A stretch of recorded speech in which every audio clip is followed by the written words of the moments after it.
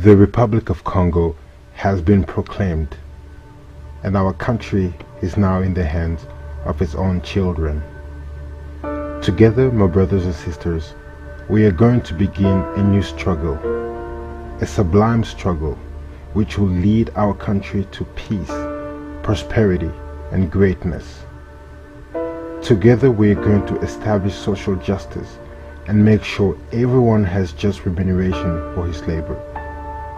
We are going to show the world what the black man can do when he works in freedom, and we are going to make up the Congo the center of the sun's radiance for all of Africa. These were the words of Patrice Lumuba. This was a man who had a passion for his country. This was a man devoted to his people. He saw the departure of the Belgians from the Congo as a perfect opportunity for the people of the Congo to show the rest of the world that they could build a strong country. Despite the fact that he only got a primary school education at a Protestant mission school, Lumumba strove to ensure that he improved his education, and he did not let his lack of an education hold him back. Patrice Lumuba was a leader. He saw the injustice facing his people and decided to take a stand. L'objectif que nous poursuivons, c'est la libération du Congo du régime colonialiste. C'est l'émancipation totale du pays. Nous sommes certains que nous saurons très bien marcher, parce que cette indépendance du Congo ne signifie pas chasser les Belges du Congo ou nous séparer de la Belgique. Mais au contraire, nous voulons constituer un gouvernement souverain, où chacun aura sa place, où les Congolais et les Belges pourront travailler main dans la main au service de la nation congolaise. Belgium, however, showed no sign of considering independence for its fabulously rich African colony.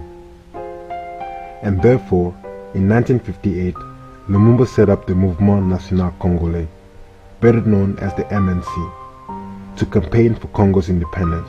The MNC called for strikes and demonstrations against the Belgian authorities in the Congo.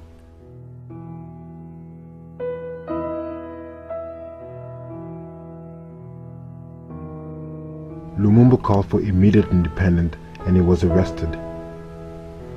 Prolonged strikes forced the Belgium to release him.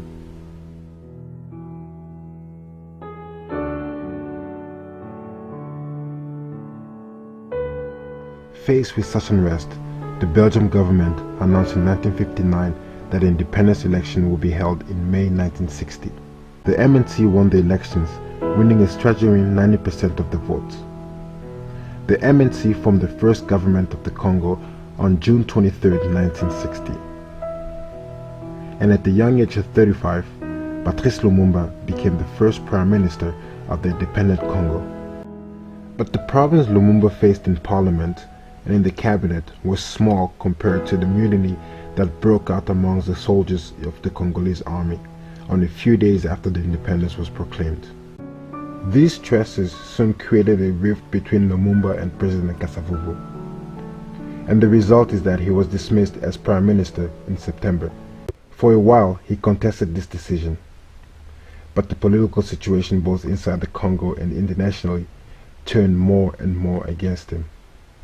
In the end, his personal safety was increasingly threatened in Leopoldville, and he therefore tried to escape to the northeastern of the country, where his strongest support has always been located.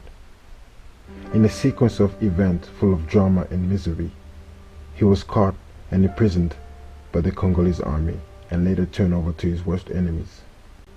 Several conspiracy theories and investigations shroud the event that followed. On January 17, 1961, the army handed Lumumba over to the Katanga regime and he was executed the very same day. The assassination proved to be a national and international scandal.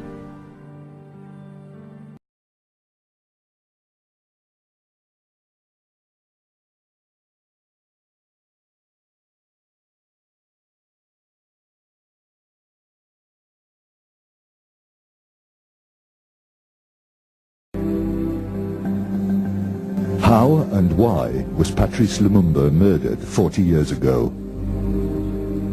One man who must know is the Belgian colonial official and diplomat, Jacques Brassine.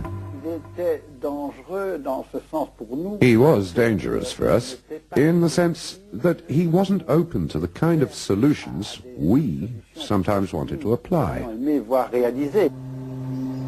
Another man who played a central role in the fall of the Congolese politician was Louis Malière, a colonel in the Belgian Secret Service.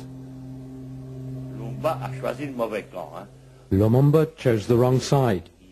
Of course, he was more or less a communist, and he chose the Russian side rather than the West.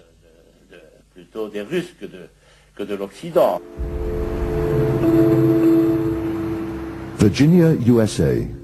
This is where CIA agent Larry Devlin lives. He was the man the American government entrusted with the murder of Lumumba. Lumumba was a danger for both the Congo and the rest of the world, in the sense that